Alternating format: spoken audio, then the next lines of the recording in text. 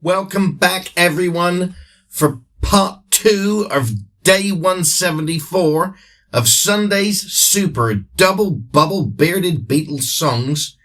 I'm glad you can join me. So, Paul wrote this one for the Help album, and it was offered as a song for the film's soundtrack, but Richard Lester decided not to use it. Paul later then described it as a filler track, saying that it was co-written with John, and in Many Years From Now, written by Barry Miles, he said, quote, "I seem to remember it as mine. I would claim it as a 60-40, but it might have been totally me. Not awfully memorable, not one of the better songs, but they did a job. They were very handy for albums or B-sides. You need those kinds of sides."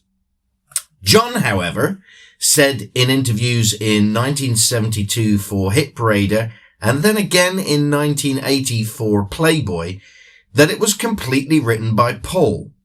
But the interesting part of the song is that the second verse almost directly quotes a religious framed motto that hung in John's Aunt Mimi's house where he grew up.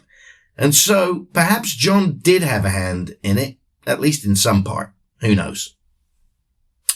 Regardless of Paul's rather lukewarm feelings about the song, it does show a step forward in the maturity of the group's writing, as well as foreshadowing some of the experimentation with respect to using different instrumentation that would become much more prevalent starting with the next album, Rubber Soul.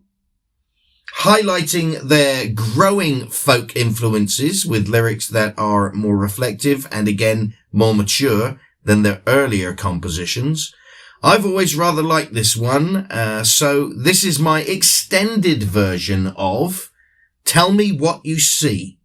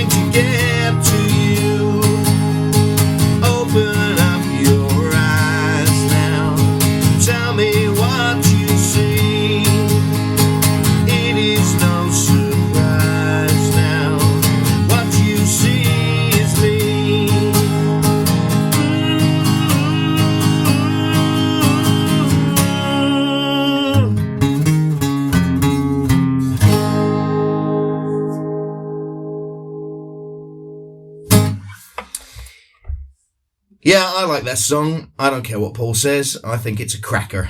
And definitely better than an album filler cut. Right. That's it for today. Tomorrow starts our final week of Bearded Beatles songs. And for the final week, we're going to do something, hopefully a little bit special. Right. I will see you tomorrow, bright and early, for the start of the last week of Bearded Beatles songs. Until then, take care, everybody.